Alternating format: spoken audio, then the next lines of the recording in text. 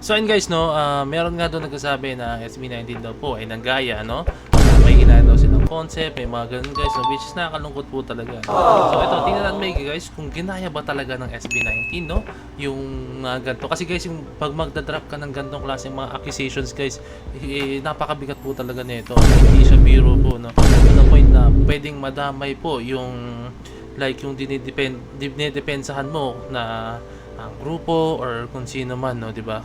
Masama dito guys kahit na alam mo 'yun, kahit na binibigyan mo siya ng motibo, no, pero nananahimik yung fandom na nire-represent mo, no. Madadamay sila dahil sa kalokohan ginagawa mo, no? So, tiyan mo na ito maigi guys, no, kung ano masabi na dito sa post to. So, very big shoutout muna syempre kay Miss O, no. Kanya po itong video na papanoorin po natin, no. Okay, tara, let's go. Panoorin po natin. Ito, no. Let's go. Let's go. SB19 casually drops hard facts matapos may magparinig.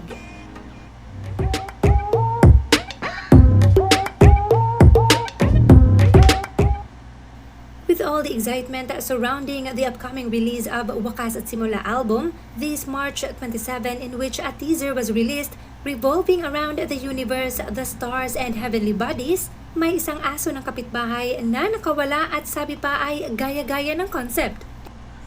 Yan na nga, no. Sinasabi ko sa inyo, no. Sinabi niya rito, siya, sabi ni Nijiro, no. Very big shout kay Nijiro. Ewan ko, shoutout ko siya, no. Yan, sabi niya, gaya-gaya ng concept, Bini paved the way daw po, no. Gaya ng concept. Etong mga pictures na ito ang pinagbabasehan niya. So yung pictures lang pala guys ng Bini, no. So makikita ko siyempre sa teaser na SB19 na makikita niyo yung Galaxy, pero dito kasi makikita niyo rin parang nasa Galaxy sila, no. Pero medyo ano siya hindi siya pareho eh. Like colors pa lang guys. Parehong Galaxy na parang nasa Earth sila tapos nasa ano, pero hindi sila halos pareho eh, no. Ay nako. Ma-compare lang po talaga eh, no. Imagine comparing pictures versus a whole concept. Tama. Nakakatawa lamang. Isa rin yun, okay din sinabi ni Miss O guys, no? Kinumpara mo yung picture sa buong concept, no? So, yun yung pinagbasihan nila, no? So, di ba?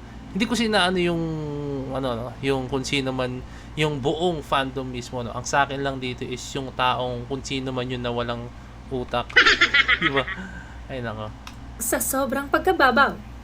Pero, ang ganda din ng timing ng post na ito from SB19 na may caption pang 5 years in the making. So, 5 years in the making nga nila, no? Sa pagkakaalala ko, guys, no? Meron na sila mga concept na ganyan, yung Galaxy, no? Ano bang, anong music video nila yun?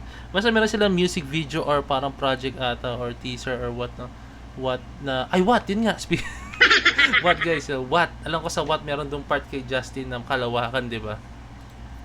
Now we all know Tapos, our diba, boys have sabihin, no time for kung doon ang best nila ginamit na yun, no? So, mas nauna po talaga sila, guys, di ba? petty comments from pathetic dogs, but we are so glad for this trivia. Nag-delete na din ang asong ito matapos kuyugin ng 18. Imagine accusing of gaya-gaya for something that has been conceptualized way before the debut of their idols. Tama, no? Way before pa talaga, guys, no? May concept na silang ganyan. Kung sa music video pagbabasihan, hindi, di ba? Ay, ano, andun na, ibig sabihin may concept talaga silang Galaxy, mga ganun, di ba? No?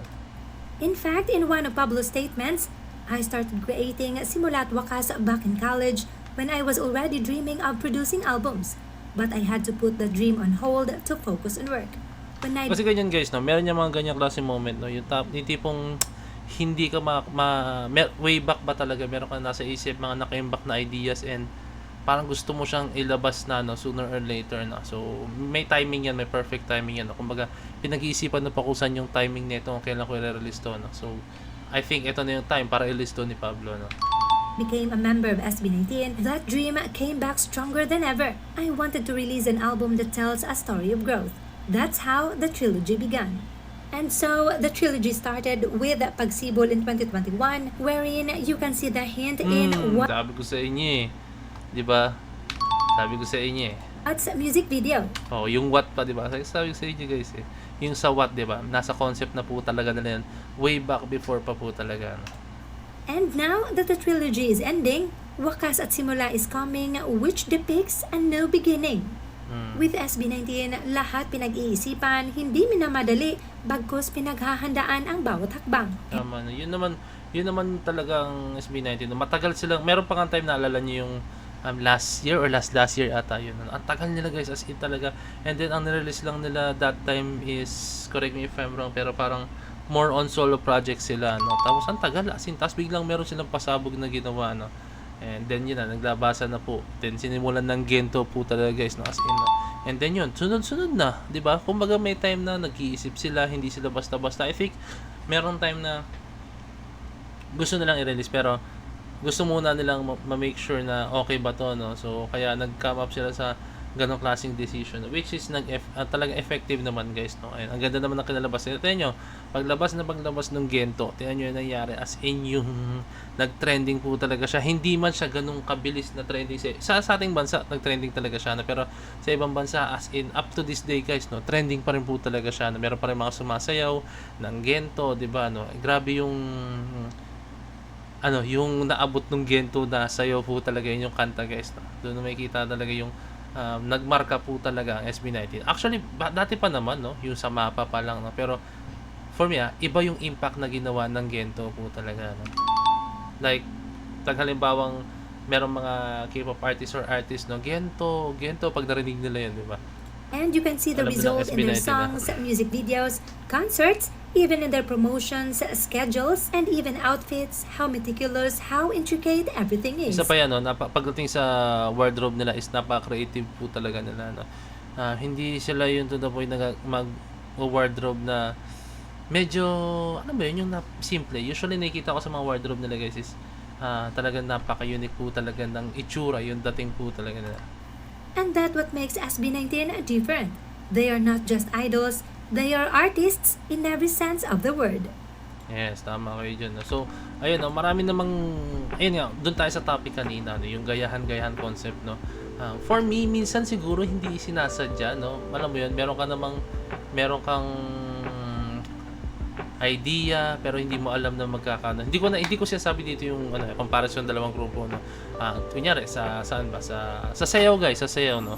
Sa sobrang dami na po ng dance steps sa buong mundo, no. Sa mga dancers, no. Alam ko sa mga choreographers nakaka-relate dito, no.